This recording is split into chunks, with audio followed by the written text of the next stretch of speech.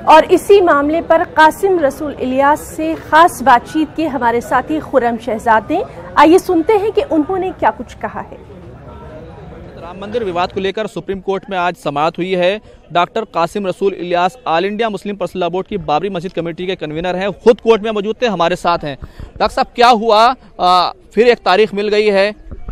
देखिए, आज असल में जब कोर्ट की सुनवाई शुरू हुई तो हमारे जो वकील थे डॉक्टर राजू धवन साहब, उन्होंने एक बहुत ही इम्पॉर्टेंट क्वेश्चन रेस किया कि ये जो बेंच बनी है उस बेंच में जस्टिस यू ललित जो हैं वो एक बार इससे पहले कल्याण सिंह वाले केस में बाबरी मस्जिद के मसले पर एक पार्टी की तरफ से अपीयर हो चुके हैं।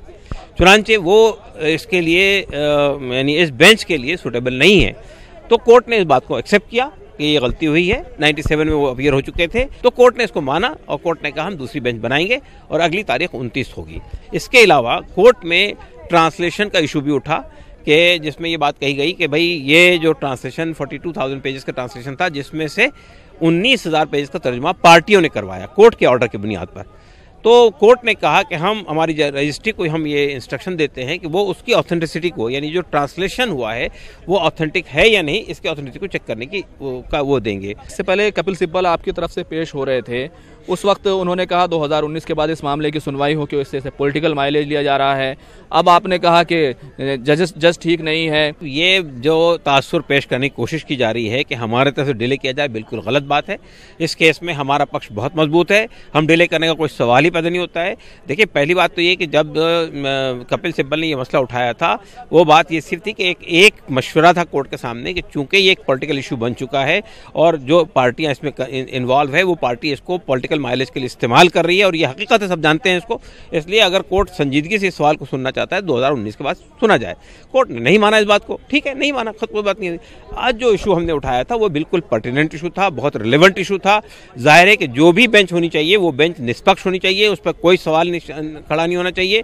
और जाहिर बात है कि इस पर सवाल खड़ा हो रहा था। एक जज साहब इससे पहले अपेयर हो चुके थे एक पार्टी के लिए, तो वो कैसे जज हो सकते हैं इसके अंदर? स्पेशली हमने कहीं ये बात नहीं कही एक मुस्लिम जज होना चाहिए। अलबत्ता हमने ये बात कही थी कि अगर इसमें ऐसे जजेस होने चाहिए जो वक्फ से मुताल्लिक़ मामलात से वाक़फ़ियत रखते हों, जो वक्फ एक्ट को जानते हों। चूँकि मस्जिद जो है एक वक्फ की ज़मीन है, उस रेवेन्यू रिकॉर्ड, लैंड रिकॉर्ड, ऐसे जानकार लोगों इस बेंच में होने चाहिए। वो मुसलमान भी हो सकते हैं, गैर मुस्लिम भी हो सकते हैं। हमें कोई एतराज़ नहीं है, ना हमारा कोई मुतालबा है। अभी आप कह रहे थे कि हम क्यों डिले करेंगे और हमारा केस मजबूत है, हालांकि दूसरा फरीक भी ये कहता है कोर्ट में फैसले की बुनियाद टाइटल है, फेथ नहीं है। कि वहाँ मस्जिद मौजूद थी 450 साल से, नमाज हो रही थी उसके अंदर। 22 दिसंबर 1949 की रात में गलत तरीके से उसमें मूर्तियाँ रख दी गई और कोर्ट के रिकॉर्ड के अंदर ये मौजूद है।